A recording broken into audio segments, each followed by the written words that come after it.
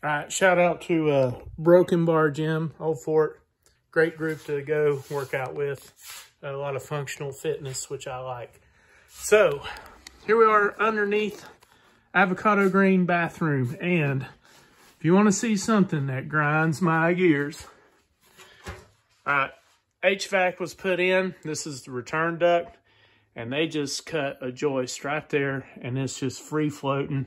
And it has caused tremendous sag in these joists. The other two joists on either side has now had to take the load of this one, and it's pulled everything down.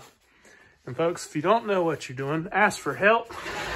I don't, so I lean on my friends quite heavily for help. And I know this is not going to help support this floor. Nice try. I see what you were getting at, but this is not the proper way to do things.